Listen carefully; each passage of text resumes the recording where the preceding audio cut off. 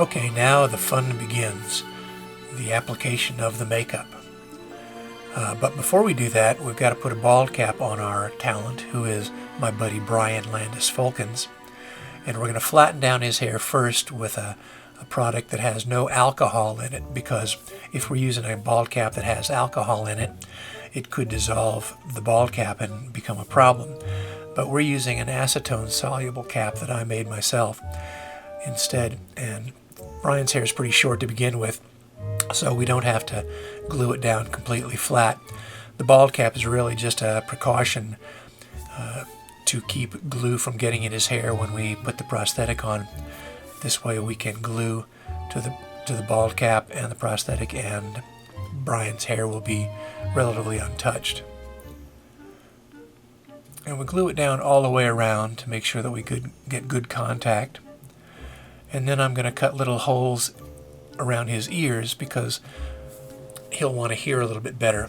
We're going to be putting ears over that don't have holes in it, but this will at least make him be able to hear, and it won't all sound like Charlie Brown. Wop, wop, wop, wop, wop, wop, wop.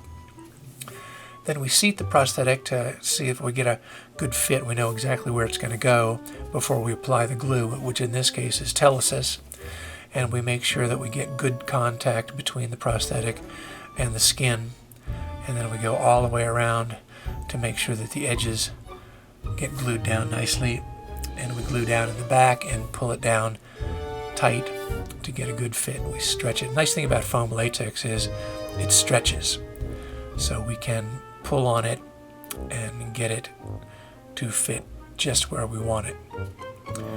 Now we have a neck piece that is going to cover the back end of the bald cap.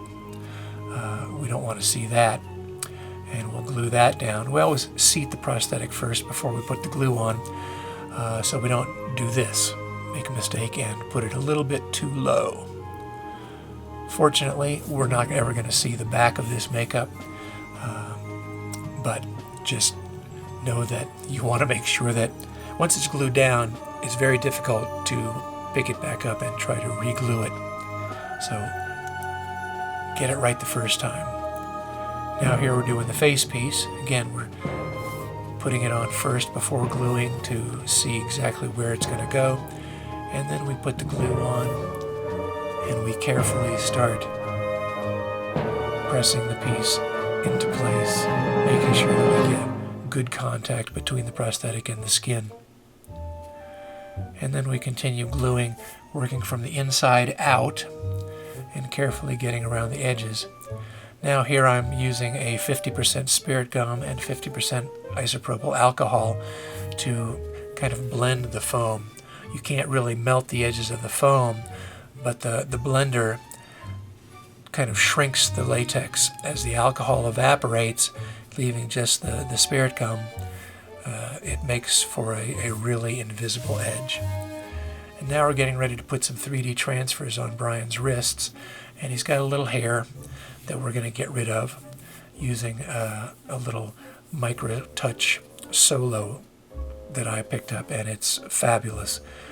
Hair grows back, so no real reason to worry about hair on the hands or the wrists being permanently gone. And we're using 3D transfers made with Prozaid, and sometimes the acetate doesn't want to come off, and if you use a can of compressed air, turn it upside down and refreeze the prosthetic, the acetate comes right off.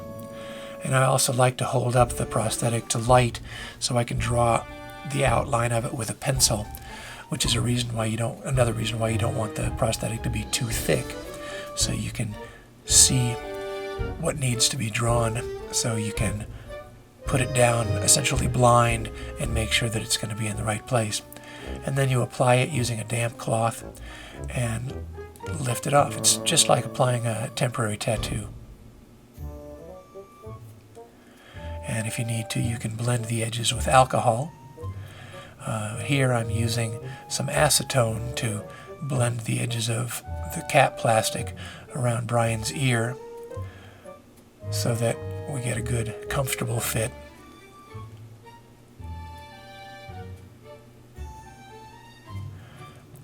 And then we can use that 3D blender again, or not again, these are 3D transfer blenders that can cover edges where pieces don't completely touch, or you get a crummy edge like this one on the forehead. It covers very nicely, and when you paint it, it's virtually invisible.